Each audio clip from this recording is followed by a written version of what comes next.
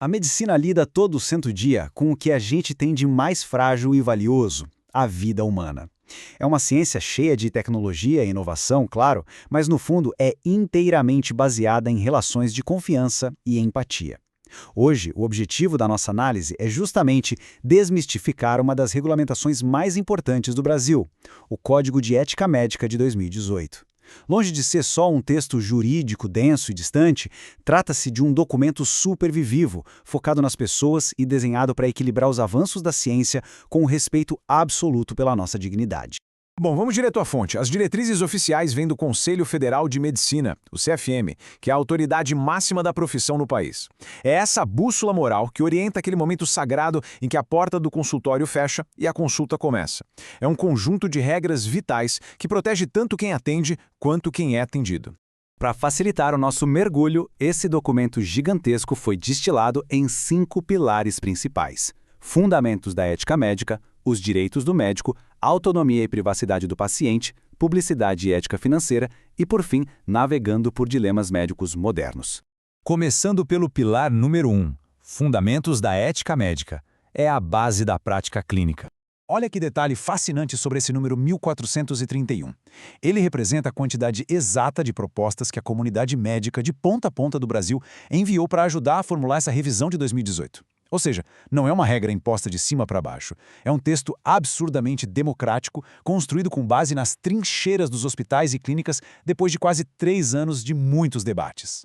E de toda essa construção coletiva nasceu um preceito muito poderoso logo no primeiro capítulo que diz: a medicina é uma profissão a serviço da saúde do ser humano e da coletividade e será exercida sem discriminação de nenhuma natureza. Isso dita o tom da coisa toda. O alvo principal é sempre a vida, exigindo uma atuação totalmente livre de preconceitos, seja de etnia, gênero, religião ou posição política.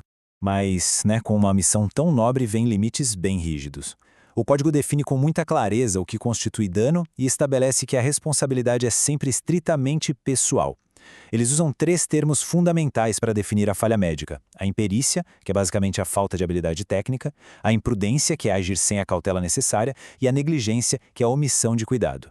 Vamos ao pilar 2, os direitos do médico e as proteções ao profissional. A gente precisa traduzir um jargão jurídico super importante aqui, que é a natureza personalíssima da medicina. Na prática, isso quer dizer que a relação médica não é uma simples relação de consumo. Não é como ir numa loja, comprar um produto na prateleira e ter garantia de resultado.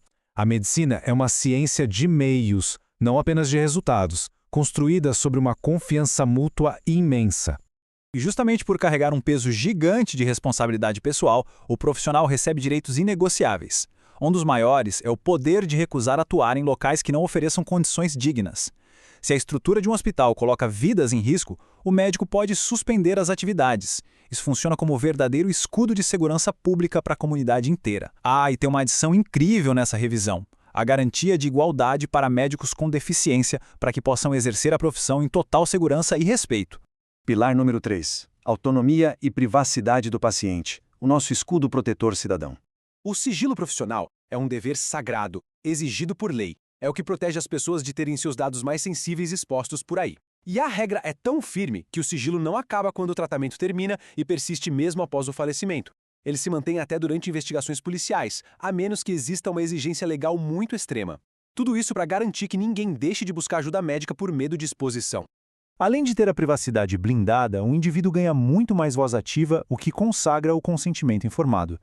A gente passa a ter o direito de decidir sobre o próprio corpo. Isso inclui ser informado sobre riscos, escolher métodos contraceptivos livremente e a garantia legal de pedir uma segunda opinião, além de poder levar para casa uma cópia completa do prontuário médico. A relação hoje é horizontal, lado a lado, e não mais autoritária. Pilar 4. Publicidade e ética financeira. A regulamentação traça uma linha brutal aqui. É um direito indiscutível do profissional ser pago de forma justa e digna pelo seu trabalho, sem dúvida. Só que é absolutamente proibido exercer a medicina como um comércio. Saúde não é balcão de negócios. Ganhar comissão de farmácia para empurrar remédio, faturar em cima de marca de implante ou cobrar 2 vezes pelo mesmo procedimento são infrações éticas gravíssimas. O mesmo rigor se aplica à publicidade. Qualquer anúncio precisa ter caráter educativo e de esclarecimento. O código ataca ao sensacionalismo de frente, não pode prometer tratamentos milagrosos sem comprovação científica. E o ponto mais notável é que é estritamente proibido exibir imagens identificáveis de pacientes para promover serviços. A vulnerabilidade e a dignidade humana jamais podem virar ferramenta de marketing.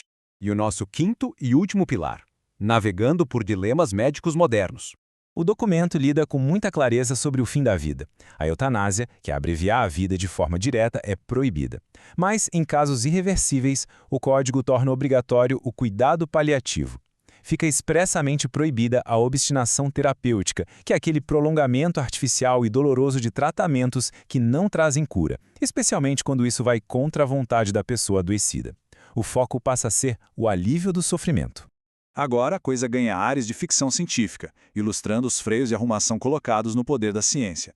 O CFM precisou traçar proibições severas, tornando infração ética gravíssima tentar escolher o sexo de embriões, criar seres modificados geneticamente ou originar híbridos humanos.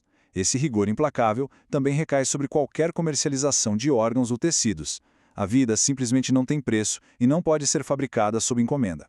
Mas os dilemas do século XXI não estão só nos superlaboratórios. Eles estão nos nossos bolsos. A comunicação foi para as telas dos smartphones.